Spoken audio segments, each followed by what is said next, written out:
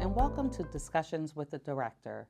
My name is Shileste Overton Morris, and I am the Chief Program Officer at the Central Susquehanna Intermediate Unit and also serve as Director at the Center for Schools and Communities. These discussions give me the opportunity to share with you how our core values connect with our work here at the Center. Our core values include service to others, equity in action, passion for excellence, and innovation for growth. Each month, I sit down with a professional who exemplifies one or more of our core values. I hope you enjoy today's interview. Today, I'm excited to speak with Dr. Charlyn Harper Browne.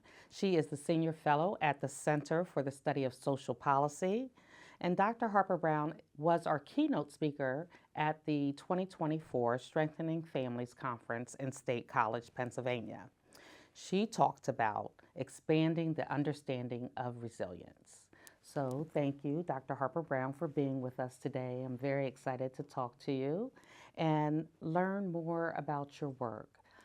Specifically, can you tell us about this journey towards strengthening families and the resilience model that you share with us today? Okay. Well, I think I really want to start with my own family because I think that's where my journey started. That I'm very fortunate to be a part of a very close family. That we've had our ups and downs in our family, but we've always come through. And probably the most difficult thing that we went through. I have three siblings. My father and mother were in the household, but at 16, my mother passed. And my father had to take on the responsibility of being a dual parent over three children that were 19, 16, 13, and 9. And he demonstrated to me what resilience is all about. And he was a father. He was a father. He was a hero. He was did as much as he could for us by himself. But he had also, he would say that mom set the stage for what it meant to be a very good parent. And so he constantly thought about what would she have done, what would she have said, and that led him to direct us. I'm almost about to tear up thinking about that. But so I didn't know that it was being resilient at the time as a 16-year-old. But in retrospect, when I got older and I started working in this field, I realized just the power of our family and how we got through that, and got through it in relatively very good health. All of us, committed to living out what we think our mother would have wanted for us. So we all, going to college was not a choice. I mean, so to speak, it was expected, and nobody ever questioned it. So we all have degrees. We all have three of us have terminal degrees in our various different fields, and so I think that part of us being resilient was honoring both our parents. And so when I realized that this was all about resilience, I really became fascinated about what are those things that contribute to it. I started as a college professor, in the area of psychology. When I came to the Center for the Study of Social Policies, when I really got involved with this whole Strengthening Families initiative, and began to earnestly study about the protective factors and the power of resilience. But in the early days of studying that, we focused primarily on the individual. But right now, recently, I would say over the last year or so, when I began to revisit some of the research and talk with youth and talk with parents more and other thought partners with CSSP about the protective factors, began to realize we really need to expand our thinking, not change it, but to expand our thinking about the protective factors in general and resilience in particular. So that's where I am. That's really, first of all, the story that you told about your family is very powerful. And the connection, again, I think, to it being outside of just the individual. So it Mm-hmm. wasn't you alone or your father alone, it was Mm-hmm. you together as a strong family, Absolutely. um, facing the adversity of losing your mom Mm-hmm. at such an early age. Mm-hmm. And it really, I think, speaks to, why those protective factors are important in Absolutely. strong families. And so, can you tell me a little bit about those characteristics Okay. that were demonstrated by your father Mm-hmm. that really exemplified some of those strong, protective factors that we talk about in strengthening families? Okay. Well, let's start. I'll start with social connections Okay. because, again, we define social connections as not only having a supportive network of people around you, but also being involved in stuff, whether it's church or school activities or sports or whatever, that creates part of your social connections. And then also something that you, not only the activity being involved, but also that you get something from that activity. It's more than just learning a sport, but also having a feeling of connectedness and feeling of that you matter to other people and other things. And then also just just just being surrounded. And so I saw all of us were involved with something outside of the house.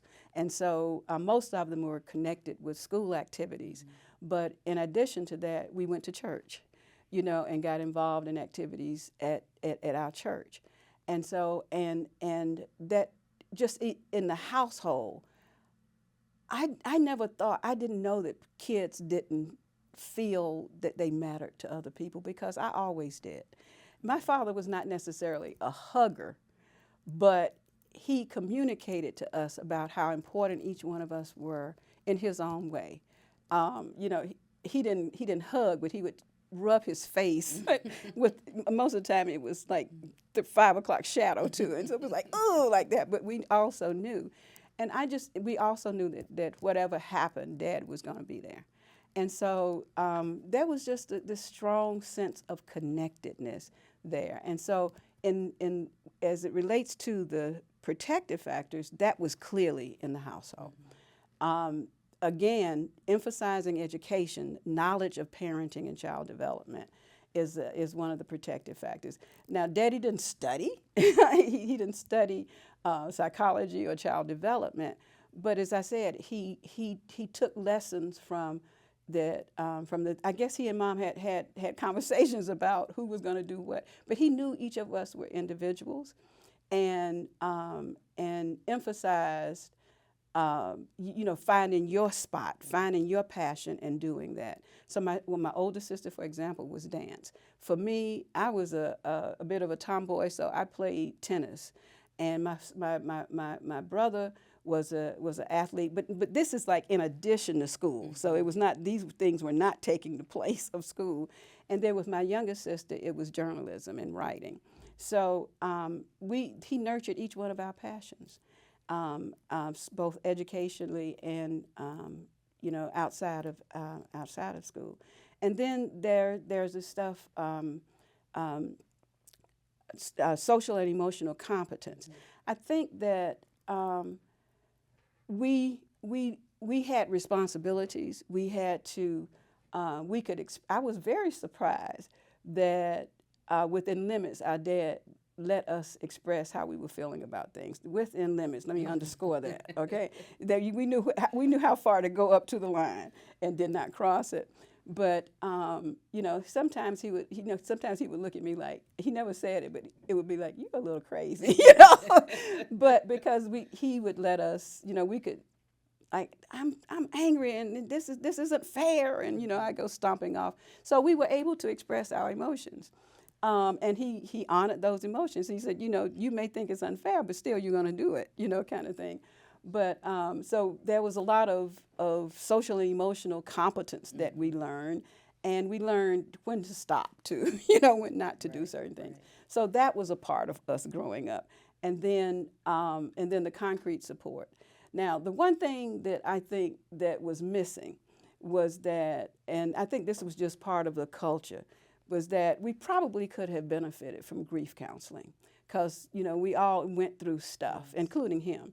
Went through stuff, but we did not have a formal kind of help, you know, and so sometimes there was a little, you know, some moments of depression and some moments, great moments of sadness and stuff, but we just sort of had to work it through, you know, on our own or with friends, and but we probably could have benefited from some formal concrete support with that.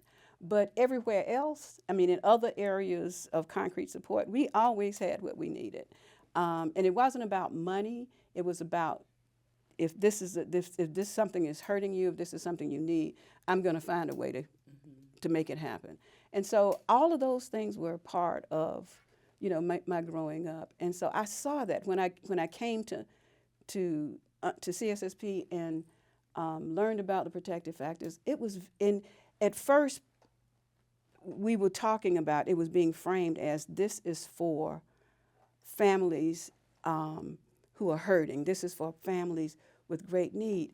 And one day in a meeting of our team, I'm like, y'all, this is for everybody. This is what everything that we need. And people, it was like a aha moment, because we realized that we weren't being true to our whole notion about strength-based. It's being strength-based, because it wasn't about just looking at families, poor families, or hurting families, families that may be involved with social, you know, various different systems. No, this was, strengthening families is about making all families, what's necessary for all families to be strong. And it was quite an aha moment for us. So we began to shift who we were talking to and how we were approaching it. Yeah, I think I remember hearing a gentleman in D.C. speak about the early childhood education movement, and that's one of the things that he said, that until we make anything about all people and how all people benefit, whether those supports come in already existing in your current situation, or if someone needs to support you in having those things available, that it's about what everybody needs. Absolutely. And so that really resonates with me deeply, because I think in our work with Parents as Teachers, Children's Trust Fund, Strengthening Families, the Be Strong cafes, it really is about meeting parents and families wherever they are. So they may have certain characteristics of those protective factors that already exist in their families, but they need support in other areas. Absolutely. And it's really about being able to, again, meet people where they're at. And I think you said today in your keynote about affirming the good that they are doing, and not looking at people as though they have nothing to give and offer.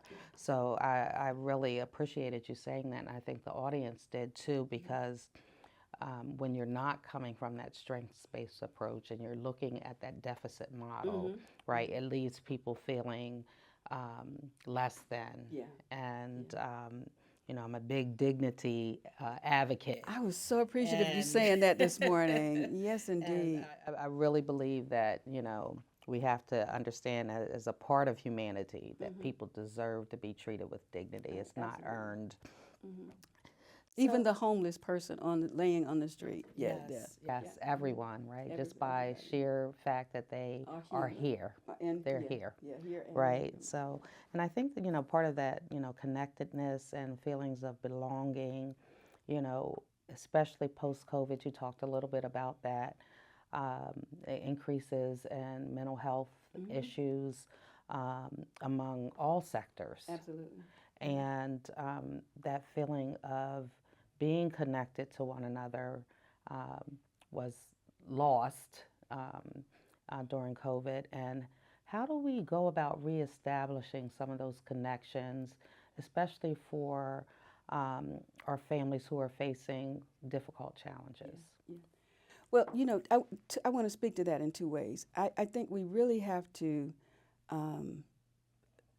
help youth to understand that it's more than having 2,000 friends on Facebook or Instagram or everything. That's one way of being connected, and I want to say that in quotation marks.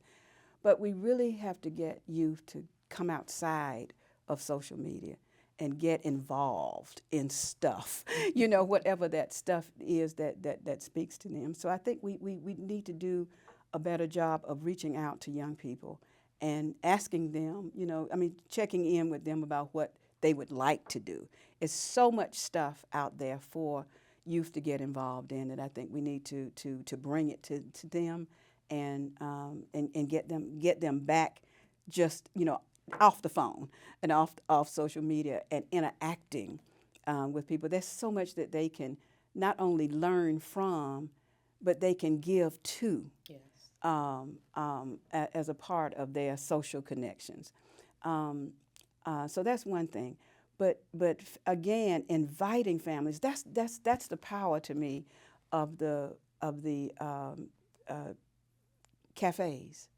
The cafes are so powerful that they bring families together in a context to just talk, and so much can come out of that. And it's not just the conversation, but hearing that somebody else might be experiencing something or have some ideas about, how to address some things. They are such powerful. I mean, it just sounds just simplistic about having people just sit around and go from one table to another, but the power in that. So I think we need to create more opportunities for families to get together, to interact with each other, to learn from each other. And it's not, and many times, I know in the youth context, we can create a context like that, and then we need to step back, and let them do it. And let them do it. Let them have the conversation. Experience that post-traumatic growth Absolutely. that you talked about today, that they really are learning from the experiences that they face through the trauma. Absolutely. And being able to share that with somebody else who might be going through the same thing. One, understanding you're not alone. Absolutely. And two, that you can recover. Yes. And you have a lesson you might be able to help me with. Yes. And IU. So yeah, it's just having those opportunities to get together, be outside of a Zoom. This is why, when I came in the room last night, it was that people were just talking about how wonderful it was to get together again. Yes. So We are finding that with our professional learning experiences. During your keynote, you shared a powerful quote about a flower. Do you want to share that with our audience and why it resonates with you? Absolutely. It says that when a flower doesn't bloom, you fix the environment in which it grows rather than the flower.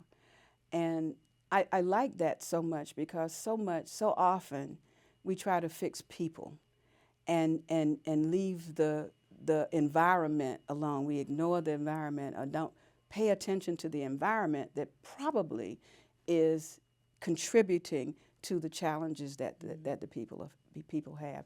And we expect them to, pull yourself up by your bootstraps, get over it, find a way to cope with this. And it's not all about the individual all the time. It's very much a part. We have to look inside the environment. We have to look at the environment and see what are those adverse conditions that are contributing to what's going on, in the family, and try to start fixing that. I mean, that is just so obvious with a plant, with a flower, that's what we wouldn't try to fix the flower. We would try to fix the dirt. Is something in the dirt? We need to add some fertilizer. We need to do something to it. Is it water too much? Something. The environment is causing this flower not to bloom. And so, yes, there are lots of things in our environment that I think we need to address. large and small, at the systems level, at the societal level, at the community level, that impact families so much. Right. And if we don't deal with those, and some of those things are very difficult to talk about. Some of those things are very hard to face up to. But if we, again, another quote, James Baldwin says, everything that is faced cannot be changed, but nothing will change if it is not faced. And so we have to face those have these difficult conversations, have these, look at stuff and at angles sometimes that we may not want to, but we have to. Yeah, I really appreciate that perspective. I think, you showed your socio-ecological model around resilience, and I think for a long time we did really think that it was the individual's responsibility to be resilient, that I think you shared that it was an inner strength, that's how you described it. Mm-hmm. But after more research and study, really identifying that there were all of these other kinds of concentric circles flowing out that would support an individual to be resilient. And how we as educators or school psychologists, guidance counselors, wherever we're meeting folks and helping them to be resilient, that support is needed, right? It's not just that child's responsibility. Mm-hmm. And so I really thank you for that work that you've been able to do in that area to really help us all recognize that we each can play a role in developing resilience for young people, for parents, for other community members, and that's what's going to help to make the change. Absolutely. Right? I listened to a quote today, and it talked about a gentleman said he stopped trying to change the world a long time ago. And he said because he realized that changing individuals one at a time was the only thing that would change the world. And so I thank you for your work and for working toward changing individuals, for giving them what they need in order to be successful, not just physically or, in the world's viewpoint, but also internally, that they are able to thrive, not just survive. So thank you for your work. Thank you so much for inviting me. We ask you to visit our YouTube channel and learn more about our work.